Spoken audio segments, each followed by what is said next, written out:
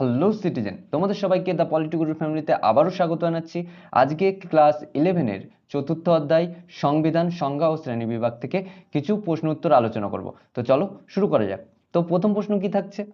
প্রথম প্রশ্ন থাকছে, ব্রিটেনের সংবিধান কি ধরনের সংবিধান? দেখো, ব্রিটেনের সংবিধান লিখিত? না। অলিখিত? হ্যাঁ।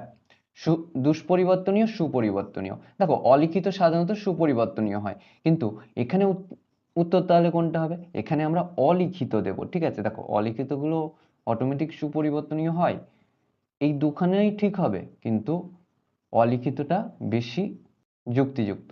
ঠিক আছে, তো সেই অনুসারে অলিখিত হবে। তো আমরা ওএমআর এ কি ফিল করব? Option B.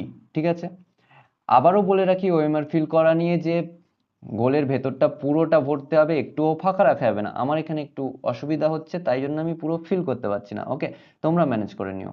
তো চলো নেক্সট কোশ্চেন। নেক্সট কোশ্চেন কি থাকছে? মার্কিন যুক্তরাষ্ট্রের সংবিধান কি ধরনের সংবিধান? কি ধরনের? দুষ্পরিবর্তনীয়, সঙ্গে লিখিত, তাই না? তো এখানে যুক্তিযুক্ত বেশি, লিখিতটা, তো আমরা লিখিত দেব।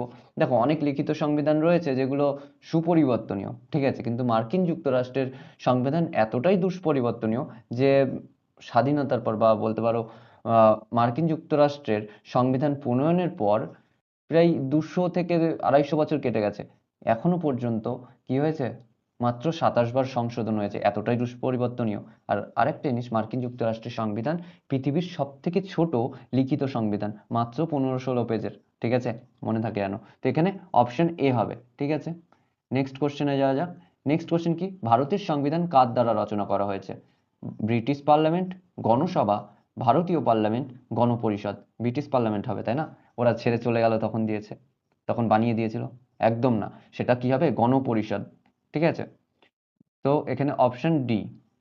নেক্সট কোশ্চেন, দক্ষিণ কোরিয়ার সংবিধান কিরূপ সংবিধান? কি ধরনের? নাম সর্বস্ব। ঠিক আছে, সংবিধান তো রয়েছে, কিন্তু সংবিধানের সেরকম একটা গুরুত্ব নেই। ঠিক আছে, তো অপশন বি। নেক্সট কোশ্চেন কি থাকছে? ফ্রান্সের সংবিধান কি ধরনের সংবিধান? দেখো, ফ্রান্সের বুর্জোয়া সংবিধান রয়েছে, বুর্জোয়া সংবিধান, তো অপশন সি। ঠিক আছে, নেক্সট কোশ্চেন, মিশরের সংবিধান কেমন? শব্দার্থবোধক। ঠিক আছে, অপশন বি। এখন কোশ্চেন হচ্ছে, দাদা আগে তুমি লেকচার ক্লাসে বলেছিলে যে লিখিত, অলিখিত আর সুপরিবর্তনীয়, দুষ্পরিবর্তনীয় এই ধরনের সংবিধান হয়। তার আগে আরো একটা কথা বলেছিলাম, একাধিক ভাগ রয়েছে সংবিধানের, কিন্তু তোমাদের সব থেকে গুরুত্বপূর্ণ বিষয়গুলো নিয়ে আমরা আলোচনা করব, সেটাই। কিন্তু শব্দার্থবোধক, তারপরে বলো না, নাম সর্বস্ব, বুর্জোয়া, শ্রমিক, মানে এইরকম বিভিন্ন বৈশিষ্ট্যপূর্ণ সংবিধান রয়েছে। সেগুলো আরো বড় হও, উঁচু ক্লাসে যাও, যদি রাষ্ট্রবিজ্ঞান নিয়ে পড়ো তখন পড়বে। ওকে, তো নেক্সট যাওয়া যাক। এমনিতেই আমি অনেক কিছু বলি যেগুলো তোমাদের সিলেবাসে নেই, সিলেবাসের বাইরেও এমন কিছু ইনফরমেশন আমি দিই, তারপরেও আরো যদি দিই দিই তোমাদের মানে ঘিঞ্জি হয়ে যাবে। ঠিক আছে, নেক্সট, লিখিত সংবিধানে কিসের প্রাধান্য থাকে? লিখিত সংবিধানে বিচার বিভাগ, তাই না? আমরা বলেছিলাম বিচার বিভাগের ক্ষমতা বৃদ্ধি হয়ে যায় বেশি। অপশন ডি, অন্যান্য কি আইন বিভাগ এবং শাসন বিভাগের থেকে, তাই না? তো অপশন ডি হবে এখানে।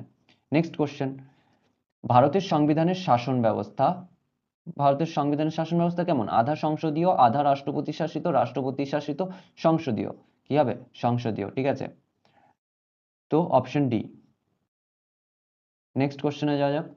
রাষ্ট্রপতি রুজভেল্ট মার্কিন সুপ্রিম কোর্টকে কি নামে অভিহিত করেছেন জানো? আমি বলে দিচ্ছি, আইনসভার তৃতীয় কক্ষ হিসেবে। ঠিক আছে, অপশন ডি। আইনসভার কটা কক্ষ হয় জানো? দুটো, উচ্চকক্ষ আর নিম্নকক্ষ। ভারতের উচ্চকক্ষের নাম কি? রাজ্যসভা, আর নিম্নকক্ষের নাম লোকসভা। ঠিক আছে, নেক্সট, বিপ্লব অনিবার্য হয়ে ওঠে তখনই যখন জাতি সামনের দিকে অগ্রসর হয় কিন্তু সংবিধান একই জায়গায় স্থিরভাবে দাঁড়িয়ে থাকে। কোন সংবিধান প্রসঙ্গে উক্তিটি করা হয়েছে জানো? বোঝাই যাচ্ছে যে জাতি এগিয়ে যাচ্ছে, সময় এগিয়ে যাচ্ছে, কিন্তু সংবিধান দাঁড়িয়ে রয়েছে, সংবিধানের পরিবর্তন হচ্ছে না। দুষ্পরিবর্তনীয় হবে, তাই না? সুপরিবর্তনীয় হলে তো পরিবর্তন হতেই থাকতো, তাই তো? তো এখানে দুষ্পরিবর্তনীয় সংবিধান হবে। অলিখিত, ওটা পরিবর্তন হতে থাকে। আহ, লিখিত সংবিধান, ওর মধ্যে সুপরিবর্তনীয় রয়েছে, দুষ্পরিবর্তনীয় রয়েছে, তো আমরা এই জায়গায় দুষ্পরিবর্তনীয় দেব। ঠিক আছে, তো অপশন বি। নেক্সট কোশ্চেনে যাওয়া যাক। নেক্সট কোশ্চেন কি থাকছে? গণপ্রজাতন্ত্রী চীনের সংবিধানের ধরন হলো শ্রমিক শ্রেণীর সংবিধান। ঠিক আছে, অপশন বি। নেক্সট কোশ্চেন, লিখিত ও অলিখিত সংবিধানের পার্থক্য মূলগত নয়, মাত্রাগত। এ কথা ড্যাশ বলেছিলেন, কে বলেছিলেন জানো? আমাদের গেটেল কাকা। Option D. Next, constitute dash শব্দ, কি শব্দ? কনস্টিটিউশন কথাটি এই শব্দটা থেকে এসেছিল, কনস্টিটিউট, তাই না? তো এই শব্দটি হচ্ছে ল্যাটিন শব্দ বা লাটিন শব্দ, ঠিক আছে? Option D. নেক্সট কোশ্চেন, লিখিত সংবিধান হলো ড্যাশ দলিল, জরুরি অবস্থার পক্ষে উপযোগী, সংকীর্ণ, অসম্পূর্ণ, সংকীর্ণ। এটা হবে অসম্পূর্ণ। আমরা বলেছিলাম যখন লিখিত সংবিধানের কিছু দোষ নিয়ে আমরা আলোচনা করছিলাম, তখন বলেছিলাম এই সংবিধানটা অসম্পূর্ণ, লিখিত যে সংবিধান হয়, কারণ এই লিখিত সংবিধানে সাধারণত রীতিনীতির গুরুত্ব খুব একটা দেওয়া হয় না, কিন্তু একটা সমাজ বা একটা রাষ্ট্র চালাতে গেলে সেই রীতিনীতির ওপর গুরুত্ব দিতেই হয়। তো সেই অনুসারে লিখিত সংবিধানকে অসম্পূর্ণ সংবিধান বলা হয়, ঠিক আছে? তো এখানে অপশন সি উত্তর হবে। নেক্সট কোশ্চেন, যুক্তরাষ্ট্রের পক্ষে উপযোগী, যুক্তরাষ্ট্রের পক্ষে লিখিত সংবিধানই উপযোগী, তাই না? সেটা সুপরিবর্তনীয় দুষ্পরিবর্তনীয় হোক, যাই হোক। একটা জিনিস জানো, ভারত হচ্ছে যুক্তরাষ্ট্রীয় রাষ্ট্র, তাই না? কিন্তু ভারতের সংবিধান এতটাও সুপরিবর্তনীয় নয় যতটা ব্রিটেনের সংবিধান সুপরিবর্তনীয়, বলছে এতটাও দুষ্পরিবর্তনীয় নয় যেটা আমেরিকার সংবিধান। ভারতের সংবিধানের এমন কিছু আইন রয়েছে, এমন কিছু নিয়ম রয়েছে যেগুলোকে খুব সহজে পরিবর্তন করা যায়, ঠিক আছে? আর কিছু এমন আইন রয়েছে, কিছু এমন মানে নিয়ম রয়েছে বলতে পারি আমরা, যেগুলোকে সহজে পরিবর্তন করা যায় না, বিশেষ সম্মতি লাগে আইনসভার। আমরা বলেছিলাম যে বিশেষ সম্মতি সাধারণ সম্মতি কি, তাই না? সেটা যারা এখনো দেখোনি লেকচার ক্লাসে গিয়ে দেখে নাও, ওকে? আলাদাভাবে আর বললাম না। তো এখানে অপশন এ হবে। নেক্সট কোশ্চেন কি আসছে, সুপরিবর্তনীয় সংবিধানে ড্যাশের প্রাধান্য দেখা যায়, সুপরিবর্তনীয়তে কি আইনসভা, তাই না? Option D. নেক্সট কোশ্চেন, যে সমস্ত দেশের যাবতীয় রাষ্ট্রীয় ক্ষমতা চূড়ান্তভাবে একটি মাত্র কেন্দ্রীয় সরকারের হাতে ন্যস্ত থাকে, এইসব দেশের সংবিধান ড্যাশ সংবিধান কি? অপশন ডি, এক কেন্দ্রিক, ঠিক আছে? কেন্দ্রে একটাই থাকবে, যেরকম আমাদের যুক্তরাষ্ট্রীয় ভারত, এখানে কিন্তু বলতে পারো যে রাষ্ট্রের হাতে কিছু আইন রয়েছে, মানে কেন্দ্রীয় সরকারের হাতে, আর কিছু রাজ্যের হাতে রয়েছে, যেরকম আমরা পশ্চিমবঙ্গে থাকি, পশ্চিমবঙ্গেরও আইনসভা রয়েছে, ঠিক আছে? তো এক কেন্দ্রিক একটা রাষ্ট্রের উদাহরণ হিসেবে যদি আমরা বলি, সেটা হচ্ছে কে? ব্রিটেন, বাংলাদেশ, তাই না? তো চলো নেক্সট কোশ্চেন, মৌলিক অধিকারের রক্ষাকর্তা বলা হয় কি লিখিত সংবিধানকে? অপশন ডি, তাই না? লিখিত সংবিধানে মৌলিক অধিকার থাকে।